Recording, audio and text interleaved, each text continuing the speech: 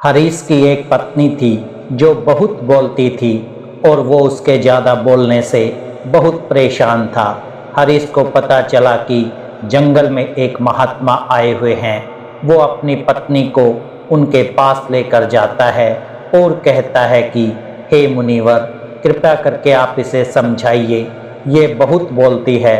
मेरे मना करने के बाद भी इसका दिन भर इसका मुंह चलता ही रहता है। मैं इसे कितना समझाता हूँ कि कम बोला कर, चुप रहना सीख, लेकिन नहीं, और हर बार इसकी वजह से लड़ाई झगड़े होते रहते हैं। महात्मा मुस्कुराए और बोले, मैं तुम्हें इस बात को एक कहानी की मदद से समझाता हूँ। मेरे गुरु का एक शिष्य था जो बहुत बोलता था। वो हर समय इधर उधर की बातें करता था और कभी शांत नहीं रहता था। जब वो दान लेने के लिए जाता तो हर घर से एक नई कहानी लेकर आता और आश्रम के दूसरे शिष्यों को भी सुनाता, और एक शिष्य की दूसरे से बुराई करता, चुगली करता, दूसरों के सामने अच्छा बनने का प्रयास करता और खुद के मुंह से ही खुद की तारीफ करता रहता था। और हम हमेशा खुद को गुरु के सामने सबसे बुद्धिमान और उत्तम साबित करने का प्रयास करता। वो खुद को सभी शिष्यों से अलग और श्रेष्ठ मानता था। उसका कहना था कि मैं एक अमीर घर का बालक हूँ। अगर मैं चाहता तो एक आरामदायक और सुविधा से भरा जीवन जी सकता था, लेकिन मैं वो सब छोड़ छाड़ कर यहाँ आ गया क्योंकि मुझे खोज करना, खुद को जानना है, जीवन को जानना है। एक दिन गुरु ने आश्रम के सभी शिष्यों को बुलाकर कहा, आप सभी को अगले 1 महीने के लिए कोई ना कोई संकल्प लेना होगा। इससे आपकी संकल्प शक्ति मजबूत होगी और आप में आत्मविश्वास का संचार होगा। आप सभी अपने सामर्थ्य के अनुसार कोई भी संकल्प ले सकते हैं, और यदि 1 महीने से पूर्व आप में से जिसका भी संकल्प टूट जाएगा तो वो अपनी पुरानी दिनचर्या में वापस आ सकता है। सभी शिष्यों ने अपनी शक्ति के अनुसार संकल्प लिए और गुरु को अपने अपने संकल्प के बारे में बताकर वहां से चले गए। लेकिन वो शिष्य जो खुद को सबसे अलग दिखाना चाहता था, वो सीधे गुरु की कुटिया में पहुंच गया और बोला, मैं कोई छोटा मोटा संकल्प नहीं लेना चाहता, बल्कि खुद की ही जैसे एक और महान संकल्प लेना चाहता हूँ। कृपया आप ही बताएं, मुझे क्या संकल्प लेना चाहिए। उसकी ये बात सुनकर गुरु मुस्कुराए और बोले, क्या तुम मेरे द्वारा दिए गए संकल्प को पूरा कर पाओगे? क्या तुम्हारे लिए उसे पूरा करना संभव होगा? शायद नहीं, वो तुम्हारे लिए संभव नहीं। तुम उसे पूरा नहीं कर पाओगे, इसलिए तुम खुद ही कोई संकल्प ढूंढो। शिष्य ने कहा, नहीं गुरुदेव, आप जो भी संकल्प मुझे देंगे मैं जरूर उसे पूरा करूँगा। गुरु ने कहा, ठीक है, तो तुम अगले 1 महीने तक चुप रहो, मुंह से एक शब्द भी नहीं निकालोगे, यही है तुम्हारा संकल्प। शिष्य ने कहा, गुरुदेव, ये भी कोई संकल्प है? ये तो बहुत ही आसान है। आप कोई संकल्प दीजिए जो मेरी योग्यता के बराबर हो। गुरु ने कहा, पहले तो तुम इस संकल्प को तो पूरा करके दिखाओ। शिष्य ने गुरु की बात मान ली और वो उसी समय चुप हो गया और पलटकर कुटिया से बाहर चला गया। उसे चुप रहना बहुत आसान लग रहा था। उसने एक दिन तो जैसे तैसे चुप रहकर काट लिया, लेकिन दूसरे दिन से उसके मन में ना बोलने का बोझ बढ़ने लगा, और तीसरे दिन उसे भारीपन महसूस होने लगा, और चौथे दिन उसके अंदर एक अजीब सी बेचैनी होने लगी, क्योंकि आसपास आश्रम के सभी शिष्य एक दूसरे से बातें कर रहे थे। वो भी अपना पक्ष उनके सामने रखना चाहता था, उनकी बोलती बंद कर देना चाहता था, लेकिन उसका संकल्प उसके आगे आ रहा था। इसलिए वो पूरे दिन सिर्फ और सिर्फ आंखें बनाता। इसी तरीके से कुछ दिन और बीते और वो शिष्य बीमार पड़ गया। उसका सिर फटा जा रहा था, उसका खाने पीने तक का मन नहीं था, वो सिर्फ बोलना चाहता था। वो गुरु के पास गया और उनके सामने बैठकर लिखकर उन्हें बताया, गुरुदेव, मैं बोलना चाहता हूँ, बिना बोले मुझे सांस नहीं आ रही है। मेरा दम घुटता जा रहा है। मैं अंदर ही अंदर पागल हुआ जा रहा हूँ। मैं क्या करूँ? संकल्प तोड़ दूँ क्या? ये पढ़कर गुरु मुस्कुराए और बोले, संकल्प तोड़ने के लिए नहीं होते, लेकिन जो अपने संकल्प को पूरा कर लेता है वो अपनी आंतरिक शक्ति को बढ़ाता है, और जो अपनी आंतरिक शक्ति को बढ़ा लेता है वो समाज और जागृति की राह पर आगे बढ़ जाता है। संकल्प का लेना भी तुम्हारे हाथ में था और इसे तोड़ना भी तुम्हारे हाथ में है। तुम्हारे बहुत से भाई अपने संकल्प से डरकर अपनी पुरानी दिन पर वास कर चुके हैं। अगर तुमसे नहीं हो पा रहा है तो तुम भी संकल्प तोड़कर अपनी पुरानी दिनचर्या में वापस जा सकते हो। लेकिन याद रहे, अगर आज तुम इस छोटे से संकल्प को नहीं संभाल पा रहे तो तुम अपनी बाकी की पूरी जिंदगी को कैसे संभाल सकोगे? बाकी फैसला पूरी तरह से तुम्हारे हाथों में है। गुरु की ये बात उस शिष्य के दिल में चोट कर गई। वो बिना कुछ बोले वहाँ से वापस चला गया और खुद को अपनी कुटिया में बंद कर वो केवल अपने जरूरी कामों के लिए ये कुटिया से बाहर निकलता, बाकी सारे समय कुटिया के अंदर ही बैठा रहा। लगभग 15 दिन बीत चुके थे और आश्रम के लगभग सभी शिष्यों का संकल्प अब तक टूट चुका था, लेकिन उसका संकल्प अभी भी जारी था। संकल्प लेने के बाद अब तक उसने एक शब्द भी नहीं बोला। सारा आश्रम हैरान था कि इतना बोलने वाला इंसान चुप कैसे हो सकता है। 15 दिन बीतने के बाद वो दोबारा अपने गुरु के पास गया और लिखकर बताया, गुरुदेव, मैं बाहर से तो चुप हूँ, लेकिन मेरे भीतर बहुत सी आवाज़ें हैं, बहुत सी चीख पुकार और शिकायतें हैं। मैं अंदर ही अंदर बात करता रहता हूँ। मेरा मन तरह तरह के प्रश्न पूछता है। मैं बाहर से जितना मौन, भीतर से उतने ही शोर शराबे से भरा। क्या इस तरह से मेरा संकल्प अभी भी है? गुरु ने कहा, हाँ, तुम्हारा संकल्प अभी भी जारी है, लेकिन जब तक लोगों की ये आवाज़ें तुम्हारे कानों में उतरी, तुम्हारा मन बोलता रहेगा, क्योंकि इसे तो आदत है। तुम भले ही बाहर से चुप रहो, लेकिन तुम अंदर ही अंदर बोलते रहोगे। तुम्हें इन बातों से, इन आवाज़ों से दूर जाना चाहिए।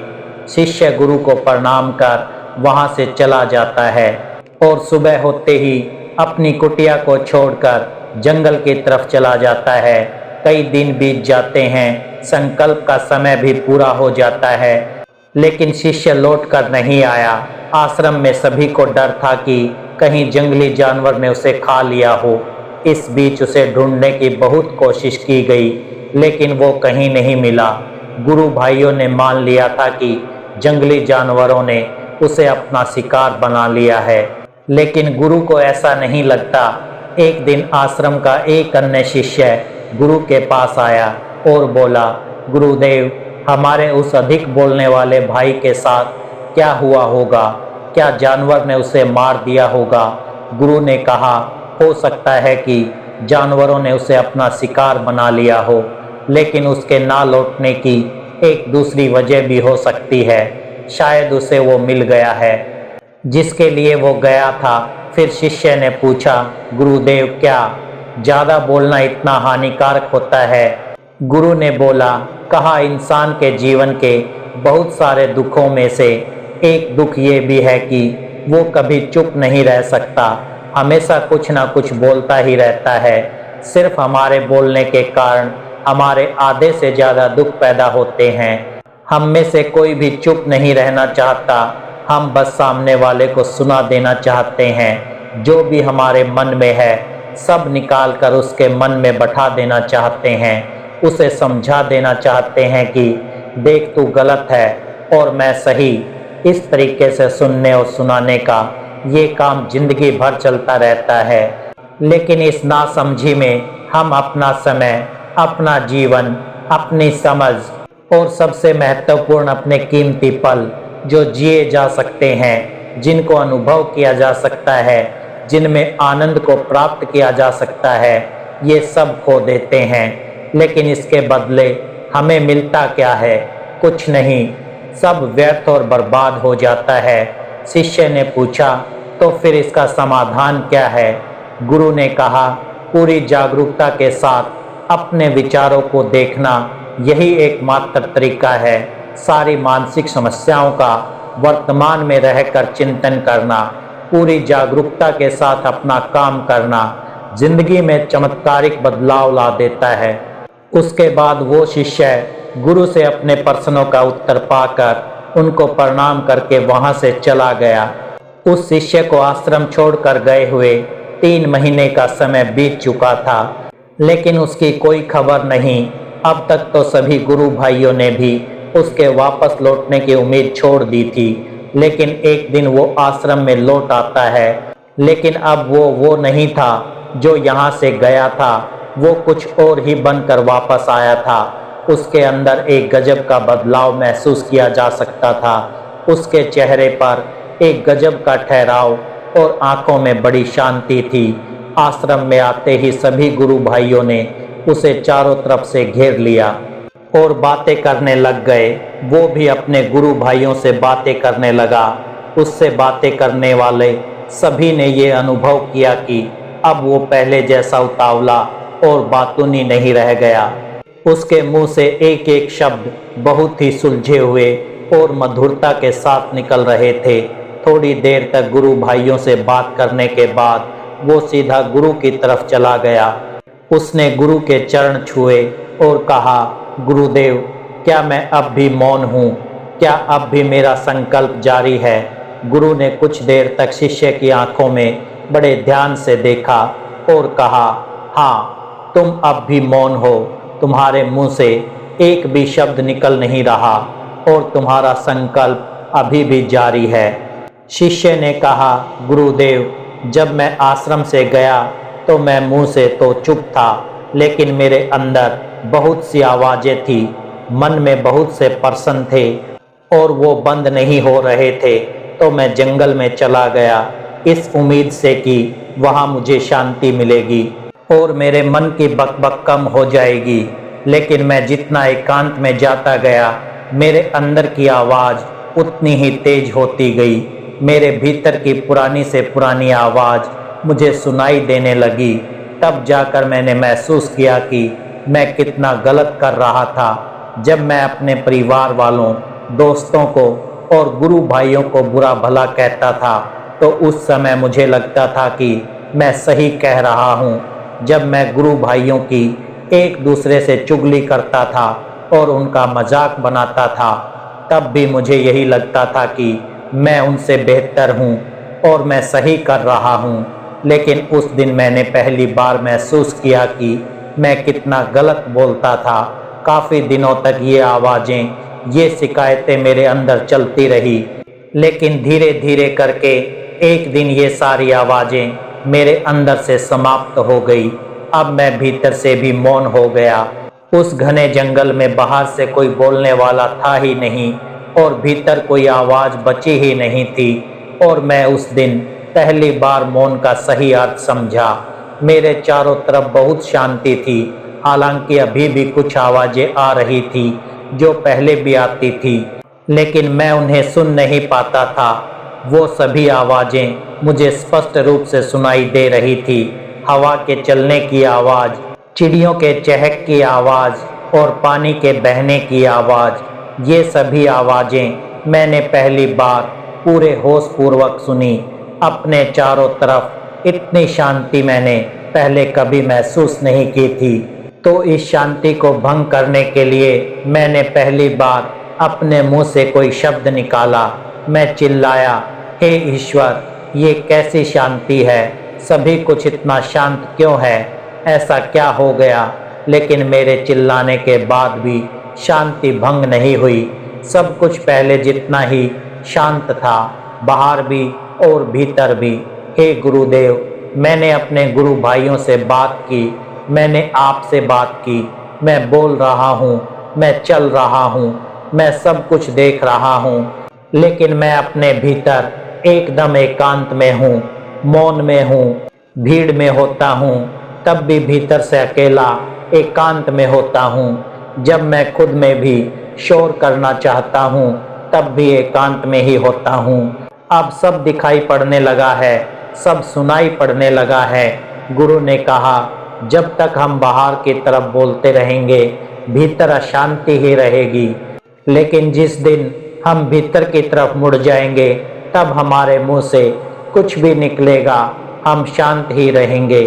दुनिया में जितनी भी बुराइयां हैं ज़्यादातर हमारे बोलने से ही उत्पन्न होती है, क्योंकि हम चुप रहना नहीं जानते, क्योंकि हम चुप रहना नहीं चाहते। हम जितनी ज़रूरत है उससे कहीं ज़्यादा बोलते हैं। हम सामने वाले को सुनना नहीं चाहते, बल्कि उसकी बोलती बंद कर देना चाहते हैं। उसे समझा देना चाहते हैं कि मैं कौन हूँ, मैं क्या कर सकता हूँ, और यही हमारी ज़िंदगी का मकसद बनकर रह जाता है। हमारी सारी ऊर्जा व्यर्थ के बोल में बर्बाद होती रहती है। ऐसे ही समाज में लोगों का जीवन दुखों से भर जाता है, जो हमेशा एक दूसरे को सुनाने में लगे रहते हैं, कभी एक दूसरे को सुनना नहीं चाहते, समझना नहीं चाहते, और चुप रहना तो उन्होंने कभी सीखा ही नहीं, क्योंकि चुप रहना उन्हें छोटा महसूस करवाता है। दुनिया की सारी लड़ाइयों का कारण हमारा बोलना ही है, इसलिए हमें सिर्फ उतना ही बोलना चाहिए जितना जरूरी हो, क्योंकि व्यर्थ का बोलना ऊर्जा को नष्ट करना है, और ये बोलना ही हमें कभी अपने भीतर की ओर लौटने नहीं देता, क्योंकि ये हमें बाहर की ओर खींच कर रखता है, और बाहर है ही क्या इस संसार के अलावा। लेकिन अगर अपने भीतर के संसार की ओर मुड़ना है तो इस मुंह को बंद ही रखना चाहिए। इसलिए जितने भी बुद्ध हुए, आत्मज्ञानी हुए, वो सभी एकांत की ओर भागे, ताकि उन्हें ज़्यादा ना बोलना पड़े, ज़्यादा सुनना ना पड़े। वो एकांत में रहें और शांत रहें, इसलिए आसानी से भीतर की यात्रा कर पाएं। लेकिन अगर कोई चाहे तो इस संसार में रहकर भी एकांत में रह सकता है, शांत रह सकता है, लेकिन इसके लिए उन्हें अपनी ऊर्जा बचानी होगी, जिसे वो अब तक अपने व्यर्थ के शब्दों में बर्बाद कर रहे थे। दोस्तों, इस कहानी की सीख ये है कि व्यर्थ का बोलना ऊर्जा को नष्ट करना है। ज़्यादा और व्यर्थ बोलना ही हमें अपने भीतर की ओर लौटने नहीं देता, क्योंकि ये हमें बाहर की ओर झुकाए रखता है, और जिन्हें भीतर की यात्रा करनी है उन्हें अपने मुंह को बंद ही रखना चाहिए। मुझे उम्मीद है कि आपको ये कहानी पसंद आई होगी और काफ़ी कुछ सीखने को मिला होगा। कहानी के बारे में अपने विचार आप हमें नीचे कमेंट बॉक्स में कमेंट करके बता सकते हैं।